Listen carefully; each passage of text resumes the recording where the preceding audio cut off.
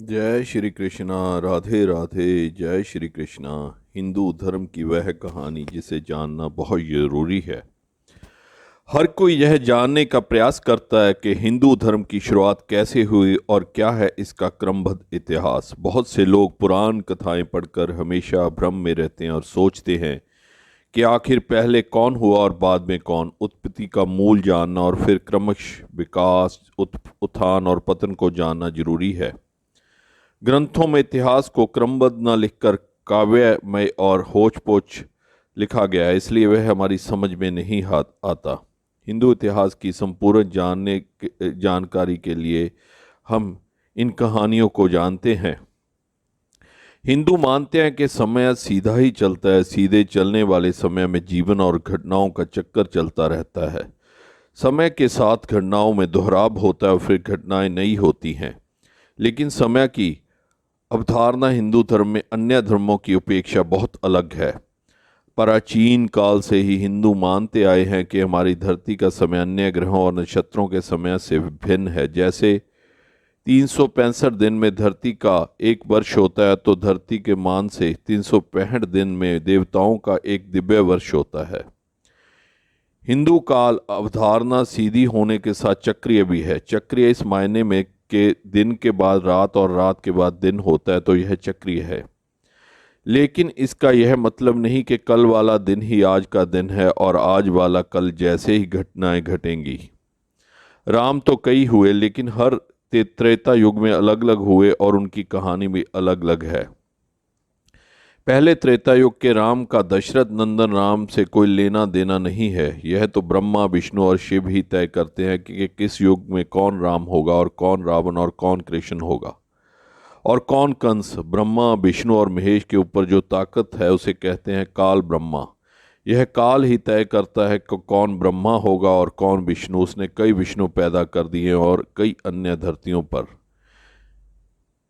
विष्णु पुराण के अनुसार मनवंतर की अवधि 71 चतुर्योगी के बराबर होती है। इसके अलावा कुछ अतिरिक्त वर्ष भी जोड़े जाते हैं। एक मनवंतर 71 चतुर्योगी 8,52,000 दिव्य वर्ष, 30,67,20,000 मानव वर्ष। फिलहाल 6 मनवंबर बीत चुके हैं और यह 7वां मनवंबर चल रहा है, जिसका नाम वैवस्वत मनु का मनवंतर कहा गया है। यदि हम कल्प की बात करें तो अब तक महत्कल्प, हिरण्यगर्भ कल्प, ब्रह्मा कल्प और पद्म कल्प बीत चुका है और यह 5वां कल्प ब्रहा कल्प चल रहा है। अब तक ब्रहा कल्प के स्वयंभू मनु, स्वरोचित मनु, उत्तम मनु, तमास मनु, रेबत मनु, चाक्षुष मनु तथा व्यवस्वत मनु के मनवंतर बीत चुके हैं। और जब व्यवस्थित तथा साबरिन मनु की अंतर्दशा चल रही है। साबरिन मनु का आविर्भाव विक्रमी संवत प्रारंभ होने से 5631 वर्ष पूर्व हुआ था। हिंदू धर्म के इतिहास को कई इतिहासकारों ने लिखा है, लेकिन आजकल नेट का युग है। यहाँ इतनी लंबी चौड़ी बातें लिखने से शायद ही समझ में आए।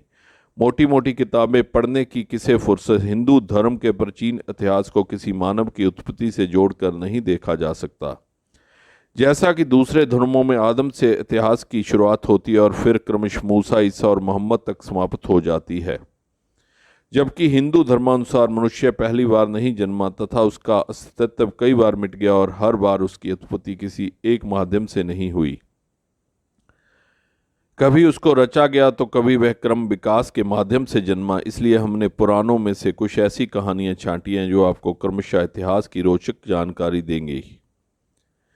ब्रह्मा, विष्णु, महेश, स्वयंभू मनु का काल। हालांकि ब्रह्मा, विष्णु और महेश की कथा को शिव के भक्तों ने शिव को आधार बनाकर लिखा, तो विष्णु के भक्तों ने विष्णु को आधार बनाकर। कहा जाता है कि एक बार जब भगवान शिव से जब पूछा गया कि आपके पिता कौन, तो उन्होंने ब्रह्मा का नाम लिया। और फिर पूछा गया कि ब्रह्मा के पिता कौन, तो उन्होंने विष्णु का नाम लिया। और जब उनसे पूछा गया कि विष्णु के पिता कौन, तो उन्होंने कहा कि मैं स्वयं।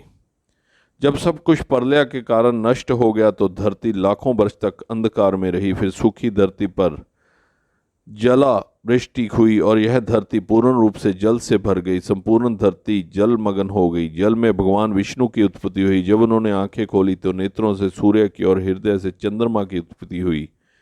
जल से विष्णु की उत्पत्ति होने के कारण उन्हें हिरण्य भाव भी कहते हैं। हिरण्य अर्थात जल और नाभ अर्थात नाभि यानी जल की नाभि। इस नाभि में कमल की उत्पत्ति, और कमल जब जल के ऊपर खिला तो उसमें से ब्रह्मा की उत्पत्ति हुई। फिर उनके माथे से एक ज्योतिर्लिंग प्रकट हुआ जो टूटकर जब बिखरा तो उसमें से महेश की उत्पत्ति हुई। दोनों ने पूछा, मैं कौन हूँ? तब विष्णु ने उनको सृष्टि के विस्तार का आदेश दिया। इस काल में एक और जहाँ जल में एकंडद्रीय और एकरंगी जीवों की उत्पत्ति, वहीं असंख्य पौधों और लताओं की उत्पत्ति होती गई।